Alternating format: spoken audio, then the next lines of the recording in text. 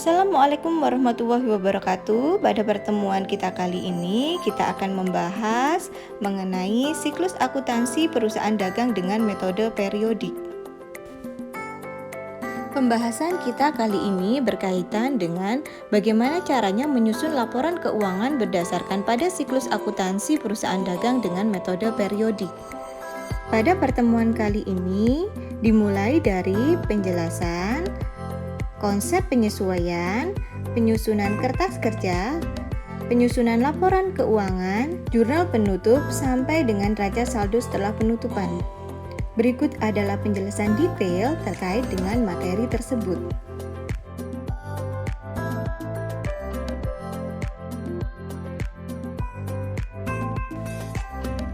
Capaian pembelajaran pada pertemuan kita kali ini adalah sebagai berikut. Pembahasan kita yang pertama berkaitan dengan konsep penyesuaian. Jurnal penyesuaian antar pencatatan dengan menggunakan sistem periodik dan perpetual sama kecuali pada saat menyusun jurnal penyesuaian akun persediaan. Jurnal penyesuaian pada akun persediaan dengan menggunakan metode periodik adalah sebagai berikut.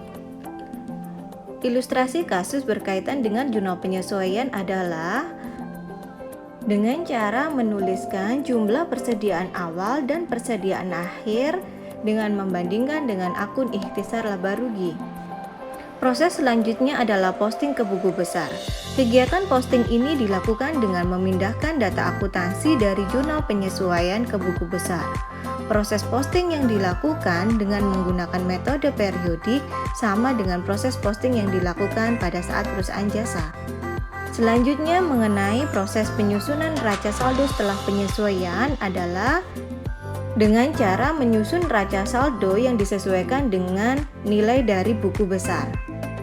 Berikut adalah contoh dari neraca saldo setelah penyesuaian.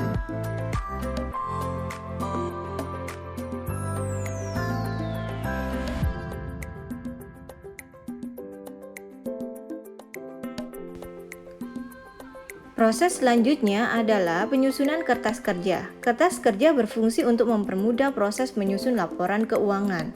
Kertas kerja ini bersifat opsional. Berikut adalah contoh format penyusunan kertas kerja yang mana formatnya sama dengan format kertas kerja perusahaan jasa.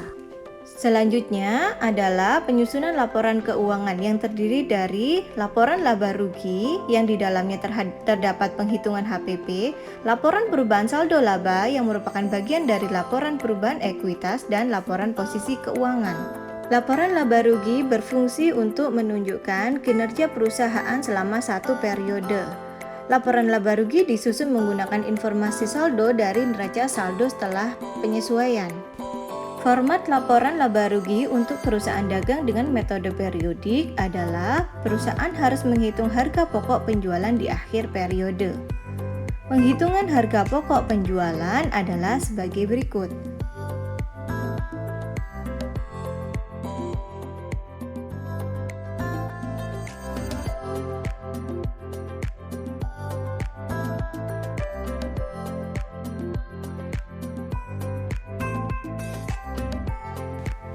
Dalam penyusunan laporan laba rugi multiple step, kita akan menghitung laba atau rugi secara bertahap. Yang pertama adalah laba atau rugi kotor. Diperoleh dengan penjualan bersih dikurangi HPP. Selanjutnya dalam menghitung laba atau rugi dari aktivitas operasional, yaitu dengan cara menghitung laba kotor dikurangi dengan total beban usaha yang terdiri dari beban penjualan dan beban administrasi. Selanjutnya dalam penghitungan laba bersih dilakukan dengan cara menghitung laba usaha ditambah atau dikurangi pendapatan atau beban lain-lain. Selanjutnya adalah penyusunan laporan perubahan saldo laba yang merupakan bagian dari laporan perubahan ekuitas. Pada perusahaan berbentuk perseroan, penghitungan perubahan saldo laba dilakukan dengan cara menghitung saldo laba awal ditambah atau dikurangi laba atau rugi bersih dikurangi dengan dividen. Selanjutnya, perubahan saldo laba ini akan digunakan untuk menyusun laporan posisi keuangan yang menyajikan akun-akun real. Laporan posisi keuangan digunakan untuk mengetahui posisi keuangan perusahaan pada saat tertentu. Langkah selanjutnya di dalam siklus akuntansi yaitu menyusun jurnal penutup. Jurnal penutup digunakan oleh perusahaan untuk menutup akun-akun nominal. Beberapa akun-akun nominal tersebut akan ditutup ke ikhtisar laporan laba rugi.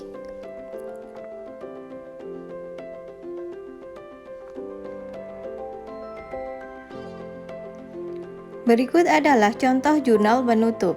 Yang pertama, mendebit setiap akun nominal yang bersaldo kredit, seperti penjualan, diskon pembelian, retur pembelian.